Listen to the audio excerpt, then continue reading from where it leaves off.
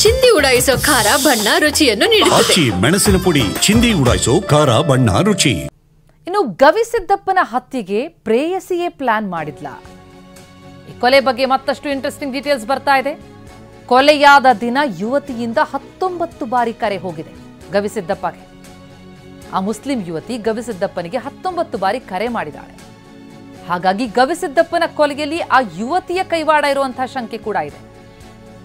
ಆದರೆ ಪೊಲೀಸರು ಈವರೆಗೆ ಯುವತಿಯನ್ನ ಬಂಧಿಸಿಲ್ಲ. ಹಾಗಿದ್ರೆ ಆಕೆಯೇ ಪ್ಲಾನ್ ಮಾಡಿದ್ಲ. ಯಾಕಂದ್ರೆ 19 ಬಾರಿ ಕರೆ ಮಾಡಿದಾಳೆ ಯುವತಿ. ಆಕೆಯ ಮಾಜಿ ಪ್ರಿಯಕರ ಗವಿಸಿದ್ದಪ್ಪನನ್ನ ಕೊಂದ ಅಂತ ಅರೆಸ್ಟ್ ಆಗಿದ್ರೆ ಈಗ ಆಕೆಯದ್ದೇ ಕೈವಾಡ ಇರುವಂತಹ ಶಂಕೆ ವ್ಯಕ್ತವಾಗ್ತಾ ಇದೆ.